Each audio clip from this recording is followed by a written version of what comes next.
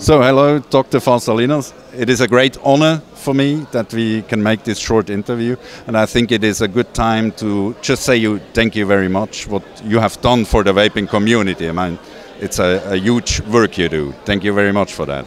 Thank you very much for inviting me. I'm glad that we're going to discuss about the cigarettes today. I'm sure you have heard of the decision of the EU Parliament. What do you think about it? Yeah, I think, and I've commented on my blog, that it is a positive decision. There are a lot more things that need to be done because this decision is not currently implemented as law in the European Union. There are further steps that need to be taken, but I think it's a positive step. It is definitely shouldn't be regulated as medications. It would be a very bad thing for the e-cigarette. It would greatly reduce the potential of the e-cigarette to serve as a smoking substitute. Thankfully, the MEPs voted against the medicinal regulation. There are some things that need to be made a little bit better inside the current regulation, but there is still a strong battle, and we have to make sure and inform the vaping community that there is still a huge battle in front before we have any kind of European law concerning the e-cigarettes. Also, I want to say that the vaping community played a very important role in this decision by applying pressure to the MEPs and to the regulatory authorities. And we have to thank them. We also have to thank them for supporting our research, for taking part into our research. All these things have played a major role in having the result that we currently have.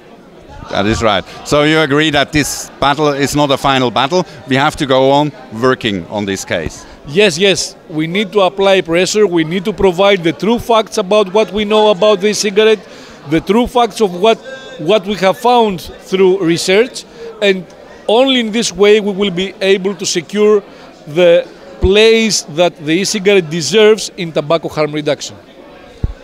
So what we saw very good in this whole thing is that politicians ignore scientific facts. Does this annoy you sometimes? Yes, it is a problem in public health in general, that it is mostly a political and a lawyer's work, and it has become less a medicinal work, and I somewhat disagree with that.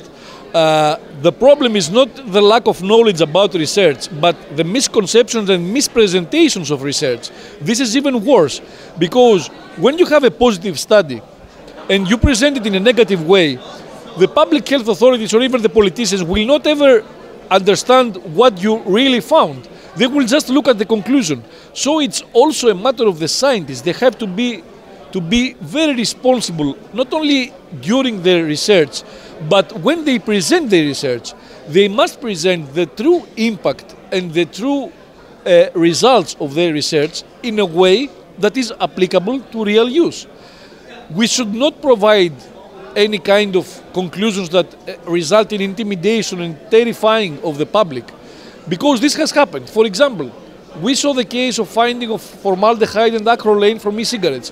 We already knew that, it was not anything new, but saying that these substances are toxic and at the same time avoiding to say that the tobacco cigarette has 50 times less or 100 times less more chemicals in tobacco compared to the e-cigarette.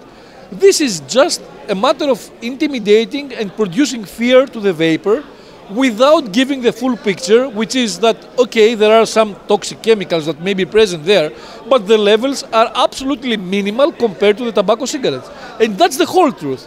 Presenting half the truth is really bad, is misinformation, and in my opinion, it's misconduct, because these are scientists and they know, and they should know how to present the results of research. You have started a new survey now in these days about the impact of aroma. Yes.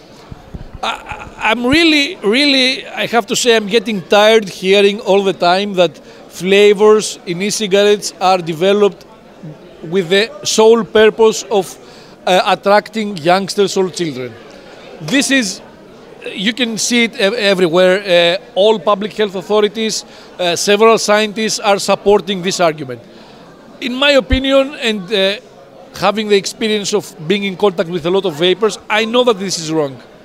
But, you know, just saying that it's wrong is nothing, doesn't mean anything. So I decided to release this survey, and it was released yesterday, and make a scientific study, a paper out of that will be published in a medical journal, which will finally describe what's going on with flavors.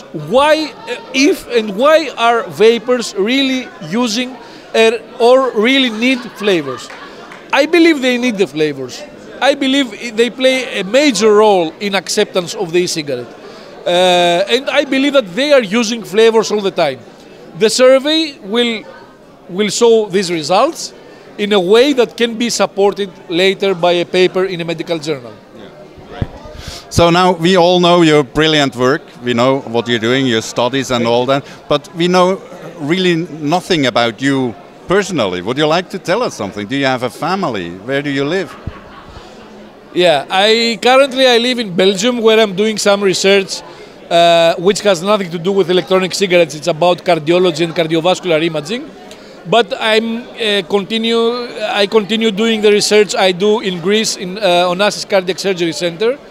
Right now we have 2 studies that are currently underway, and I'm doing very often trips from Belgium to Greece and back because I need to support both parts of my work.